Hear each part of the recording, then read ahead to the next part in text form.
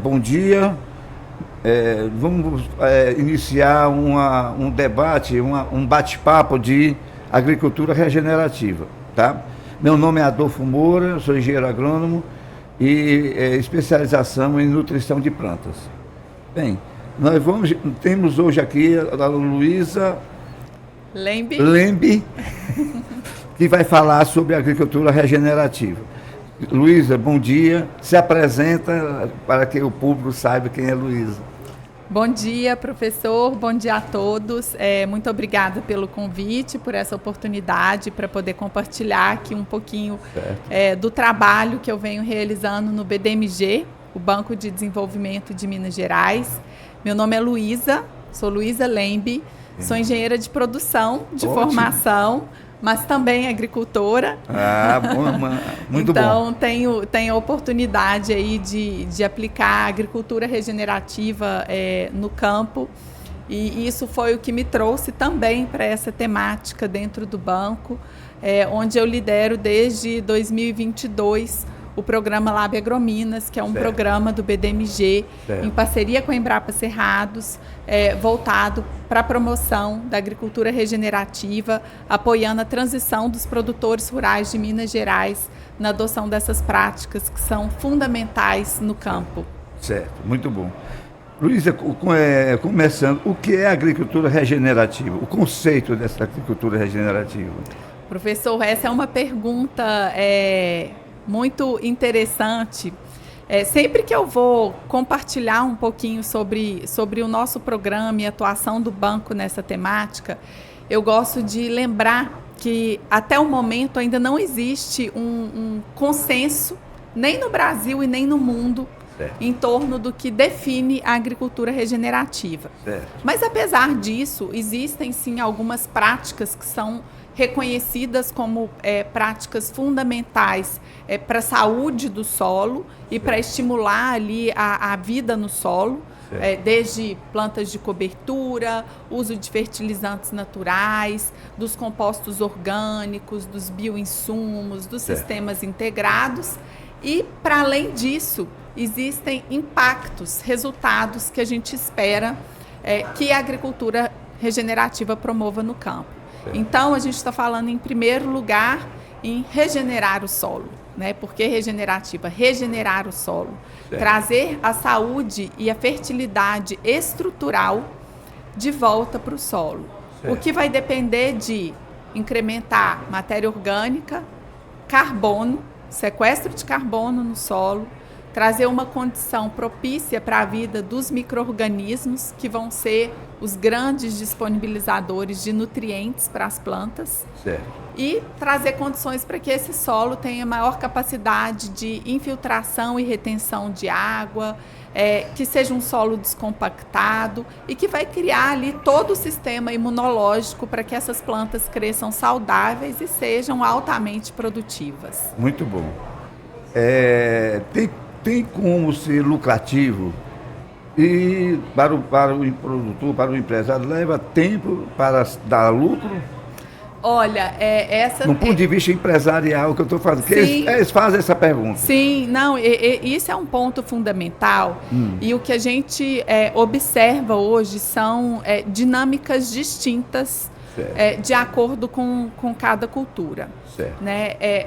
Nós entendemos que o movimento da agricultura regenerativa, ele não é simplesmente ou somente um movimento que visa o impacto ambiental positivo. O que move o produtor, no fim do dia, a começar o seu processo de transição é o impacto também econômico-financeiro. Né? Então, ele vai adotar esse processo ou porque ele vai ter uma redução de custo, ou porque existe uma exigência de mercado que está ali por trás, que vai facilitar, no fim do dia, o acesso dele aos mercados, ou porque existe uma condição climática que o exige a adotar essas práticas, porque elas trazem, de fato, uma maior resiliência climática, que vai resultar em estabilidade dos níveis de produtividade e assim por diante. Então, assim, no fim do dia, a gente está falando em práticas que, sim, vão propiciar o aumento do lucro, da rentabilidade dos negócios, né? Ou então que vão propiciar a manutenção dos níveis de produtividade atuais. E aí eu vou trazer alguns exemplos, né? O que a gente percebe quando a gente olha para produtores de grãos, falando ali de basicamente soja, milho. Já existem dados sistematizados que demonstram que para essas culturas os produtores podem ter uma redução de até 40% nos custos de produção. Isso é muito importante. Isso, com manutenção ou aumento da produtividade. Então, a adoção dessas práticas cria sistemas altamente resilientes, plantas saudáveis e um produtor que tem também maior sustentabilidade econômico-financeira no campo. Quando a gente olha já para a cultura do café, nós não observamos essa redução substancial de custos.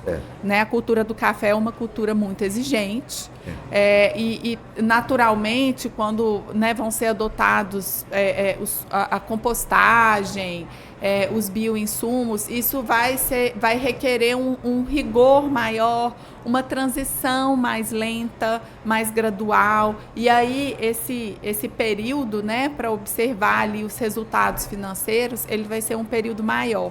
Sim, em grãos a gente está falando em 2, 3 anos já para observar esses resultados. Na cultura do café isso vai levar um prazo de 5 anos, 6 anos, para ter ali resultados mais consistentes e que não necessariamente vão passar pela redução de custos, mas que vão passar pelo acesso a mercados mais interessantes, que inclusive pagam um prêmio de preço nessa produção.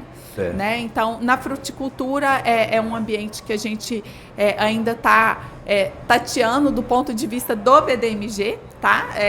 Em relação a esses resultados, mas nós entendemos que para todas as culturas são práticas que trazem um potencial de impacto muito relevante em todas as dimensões, ambiental, econômico-financeira e social. Muito importante para o produtor. Qual a diferença entre a agricultura tropical e a regenerativa? Existe alguma diferença? Muito boa essa pergunta. A gente até costuma tratar, né, como agricultura tropical regenerativa. Muito bom.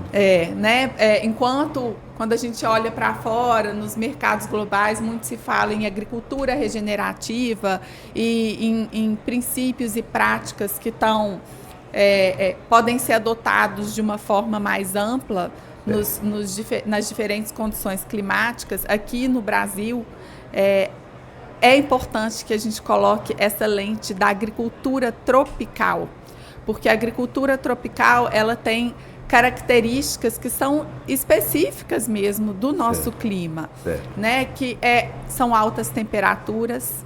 Altas temperaturas favorecem o desenvolvimento dos micro-organismos, que vão ser fundamentais para a solubilização dos nutrientes, que vão atuar num processo também importantíssimo para o manejo de pragas e doenças a partir da utilização dos bioinsumos. A gente tem uma dinâmica diferente no solo, então a gente observa latossolos que são mais profundos e que trazem, portanto, uma capacidade muito maior de sequestro de carbono, né, de enraizamento das plantas e desse sequestro de carbono.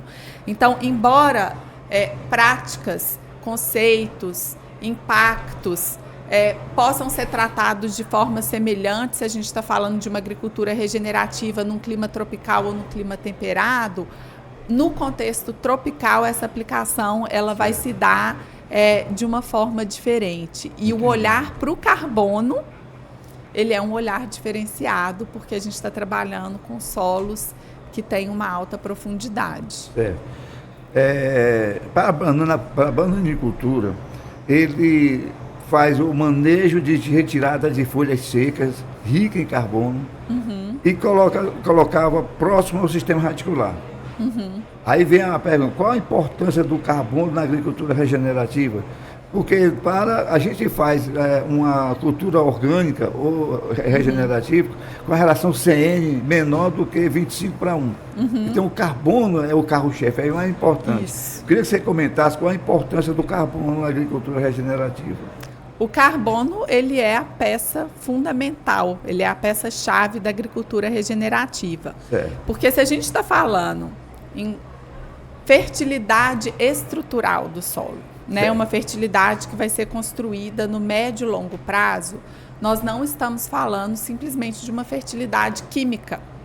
Né? A gente está habituado a práticas, a conceitos de agricultura que fazem a correção da fertilidade do solo a partir da aplicação de fertilizantes sintéticos. Então, o que a gente aporta são ali os elementos químicos solúveis, né, que vão ser absorvidos pela planta, quer ela queira, quer não, né? A gente está falando ali de sais, e aí tem esses picos de absorção que, inclusive, são portas de entrada para patógenos, né, para doenças.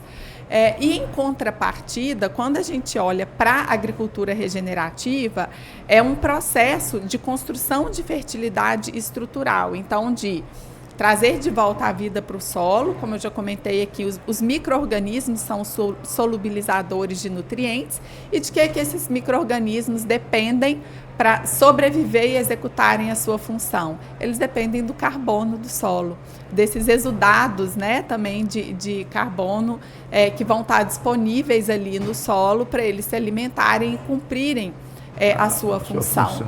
Então, o carbono, ele é um elemento chave que vai trazer agregação, né, a formação dos agregados, que vai permitir com que essa vida no solo se estabeleça e cumpra a sua função. O equilíbrio da nutrição. Nós estamos numa região no norte de Minas que tem um problema sério de acidez. Então ele corrige o solo e aí o que acontece? Vem a matéria orgânica com uma relação CN menor do que 14:1. Então, o equilíbrio da nutrição necessita de um equilíbrio de carbono e nitrogênio. Qual a importância do nitrogênio nessa relação com o carbono? Sim, bom, o nitrogênio, ele tem que estar muito bem equilibrado nessa relação com o carbono, para a gente conseguir fazer tanto um ambiente mais controlado em termos, né, de patógenos, do desenvolvimento de pragas e doenças, quanto também para ter um bom equilíbrio em relação ao desenvolvimento da própria planta, né, do crescimento da planta, da frutificação. Aqui a gente está falando de fruticultura, né? Para frutificação e produtividade, essa relação vai desempenhar um papel muito importante. A gente tem, na bananicultura, aqui no norte de Minas, a gente tem um problema de fixação de fósforo. Então, Ana Primavera, a professora que faleceu aos 2 anos, dizia o seguinte: Adolfo, se a matéria orgânica não faz nada, mas ela faz uma coisa, o que é viabilizar fósforo. E fósforo para a bananicultura é importante para o desenvolvimento do cacho, um cacho cilindro, um cacho maior.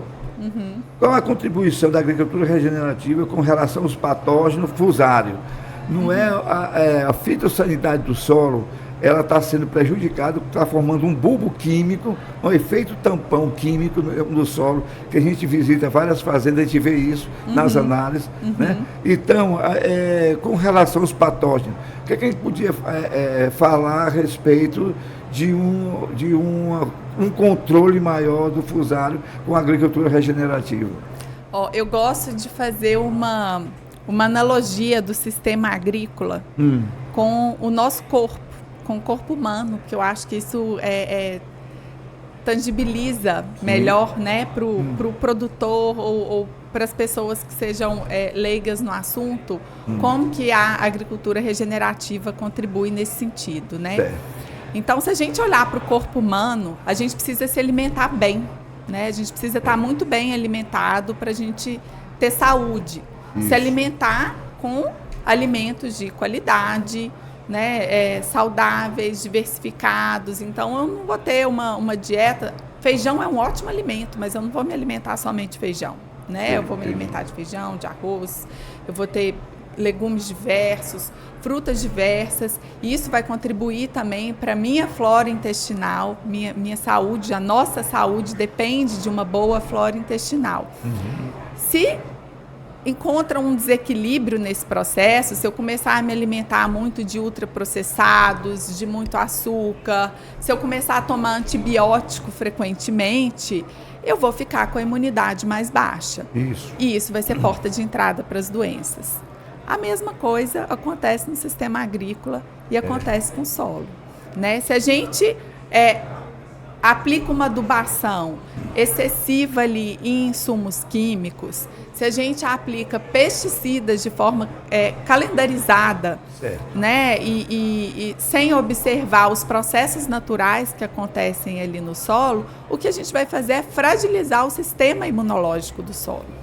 Por outro lado, o que a agricultura regenerativa faz é justamente fortalecer esse sistema imunológico, tendo como base carbono, micro-organismos, disponibilização de nutrientes, formação de agregados, retenção de água. Tudo isso vai criar um funcionamento saudável para o sistema do solo. É nisso que isso vai impactar no controle dessas pragas e doenças e até mesmo na capacidade desses sistemas agrícolas se tornarem mais resilientes e não serem portas de entradas para determinadas pragas e doenças. Nós temos um dos maiores projetos irrigados, o projeto Jaíba, que está com um problema seríssimo de acidez do solo, com relação a aplicações contínuas de químico, e o patógeno fusário, alguma coisa de nematóide, mas mais fusário, está inviabilizando no Jaíba essa condição de ter o grupo prata. Então, os produtores plantam o grupo Cavendish, que é a nanica, nanicão, etc., que é tolerante, não é resistente, mas é tolerante ao fusariose. Aí eu te pergunto, quais os pilares da agricultura regenerativa? Eu queria comentar com relação ao carbono e adubação. Bom, os pilares. Eu diria que, em primeiro lugar, a gente precisa trabalhar cobertura do solo. Isso. Né? Tem um agrônomo, amigo meu, que ele diz assim que os animais costumam ter pelo, os peixes têm escamas e o solo, para estar bem protegido, precisa ser coberto. Né? Então, o primeiro ponto é cobertura do solo. Quando a gente trabalha com o solo coberto, preferencialmente, né, não necessariamente, mas preferencialmente, uma cobertura viva, a gente está trazendo enraizamento, descompactação, sequestro de carbono, o aumento da matéria orgânica. Então, isso é um pilar fundamental. Se a gente tiver o solo descoberto, eu vou estar falando justamente em compactação, ambiente acidificação, um ambiente anaeróbico, muito suscetível à entrada de patógenos. Né? Então, a cobertura do solo ela é fundamental para promover essa descompactação e todos os processos que vão vir como decorrência disso e a fixação do carbono. A partir disso, a gente precisa também trabalhar com os processos de fertilização, né? O manejo da fertilidade do solo de uma forma mais equilibrada. Então, assim, não estamos falando que todo produtor vai trabalhar com zero fertilizante químico, mas esse uso precisa ser mais racional e existem estratégias naturais que podem ser utilizadas, como a compostagem, né? A compostagem é um grande exemplo que a gente tem. Existem também fertilizantes naturais de base mineral que são muito interessantes e que contribuem para um processo de solubilização mais lenta dos nutrientes. Deixando mais disponível para o sistema radicular. Exatamente, para o sistema radicular, ao longo, né, do tempo de vida ali daquela planta e dos tempos de crescimento, de frutificação e assim por diante. Então, é um sistema de fertilidade que é mais saudável, né, ali para aquele sistema agrícola.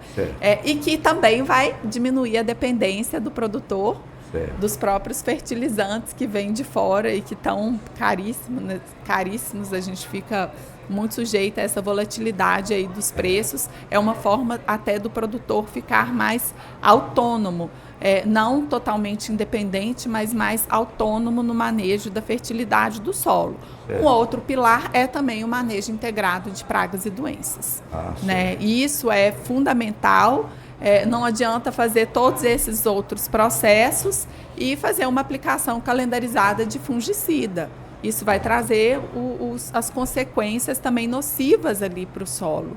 Então, e hoje existem uma série de bioinsumos que podem ser utilizados como estratégia no manejo de pragas e doenças. Aqui, de novo, não estamos falando que tem que ser zero pesticidas químicos, mas precisa haver um controle redução, que seja, né, uma utilização mais racional. Inclusive, quando eles aplicam herbicida na bananicultura, a banana sente o efeito do herbicida. Então, eu converso muito, eu tenho uma tese na minha cabeça em que quanto menos você fazer uma aplicação de um herbicida, mas minha propriedade está cheia de vegetações nativas. Roça, entendeu? Para não, aquele rosto, aquela palhada vai ficar no solo, protegendo o solo. Exato. Isso no café é muito comum. Os produtores já estão fazendo, né, um plantio sistematizado ali de plantas de cobertura, às vezes usam a braquiária, às vezes um mix de sementes, e aí vem com uma roçadeira ecológica ou com uma trincha ecológica, dependendo do objetivo ali que ele tem, e faz a roçagem desse material, fica ali a deposição, e isso só vai favorecer a própria matéria orgânica do solo. Nesse pensamento, qual a importância da microbiologia com relação à agricultura regenerativa? Microbiologia com relação à sanidade do solo. Bom, acho que eu, né, já comentei isso aqui em perguntas anteriores, mas a microbiologia, assim como o carbono, ela é uma peça-chave na agricultura regenerativa, porque aqui estamos falando em processos naturais, né, de fertilidade, de controle de pragas e doenças. E essa microbiologia diversa é quem vai cumprir o papel de solubilização de nutrientes e uma solubilização gradual para as plantas, é quem vai formar o sistema imunológico ali do solo, né, no sistema solo-planta, e vai inclusive proteger a ação de patógenos. Entendi. Então, né, você ter um ambiente que seja favorável a essa microbiologia é um pré-requisito para se praticar agricultura regenerativa. Certo. Inclusive, você já respondeu uma indagação aqui, quais os benefícios da agricultura regenerativa com relação aos pesticidas. Exatamente o que você falou agora. Bem, mudanças climáticas. Tá na mídia, a gente está sentindo umidade relativa mais baixa, temperaturas maiores, né? A planta sente essa mudança climática. Qual a importância da agricultura regenerativa com relação às mudanças climáticas? Como é que a gente pode colocar exatamente essa agricultura regenerativa com as mudanças de El Niño, né, com o que está vindo por aí, com relação à qualidade da solução nutritiva? Bom, entendeu? Veja que tudo que a gente disse até agora, nós estamos falando em construção de fertilidade estrutural do solo, né? Então, um solo vivo que tem os micro-organismos que conseguem fazer a solubilização de nutrientes na medida que a planta precisa. Um solo descompactado que infiltra e retém água, que permite maior enraizamento das plantas. No fim do dia, o que é que nós estamos dizendo? Que são sistemas mais resilientes a secas, mais resilientes a efeitos de chuvas concentradas, porque é um solo que tem mais capacidade de absorção dessa água, e que também consegue, né, atravessar melhor o estresse climático, seja uma geada, seja um período de frio, seja um período de calor intenso, porque você tem um sistema imunológico mais forte, Entendi. que vai conseguir se comportar de uma forma muito mais responsiva e resiliente em relação às mudanças climáticas. Então, isso é um dos maiores benefícios dessa agricultura. Para a gente concluir esse debate, qual é a sugestão, a recomendação para os produtores de banana no norte de Minas você daria com relação à agricultura regenerativa? Então, a gente concluir, o que é que você acha importante para a agricultura do norte de Minas? Bom, eu entendo que esse é um caminho sem volta. Isso. Certo? E os produtores que ainda não iniciaram sua transição, eles vão em algum momento fazer isso, porque as pesquisas estão avançando, os benefícios estão postos, e aí o que eu acredito que são 2 pontos fundamentais para a adoção dessas práticas são: número 1, uma boa assistência técnica. Muito importante. Uma assistência técnica qualificada para que o produtor não se aventure, né, nessas inovações, porque são inovações no campo, que ele não se aventure, não seja um aventureiro na adoção dessas práticas. Paga o preço com Exatamente, isso. Né? A gente pode colher resultados que não são exatamente os que a gente quer. Então, primeiro, tem uma assistência técnica qualificada, especializada, que entenda do assunto e consiga dar o devido suporte para uma transição bem feita, que ele possa fazer isso também de forma gradual, né? Não precisa ser abrupto esse processo, ele pode ser feito de forma gradual para ter uma redução dos riscos nessas mudanças, porque é uma mudança na forma de fazer as coisas. É verdade. E que busque o suporte, né? O suporte seja financeiro, seja para adaptação da infraestrutura, para qualificação da mão de obra, na adoção dessas tecnologias, mas somente que não deixe de fazer, porque realmente, como a gente já colocou aqui, os benefícios são muitos. Isso garante resiliência climática, garante manutenção dos bons níveis de produtividade e garante também uma maior atratividade econômica, comercial, para escoar essa produção. Luísa, muito obrigado. Show. Obrigada, professor. Eu que agradeço. Muito bom.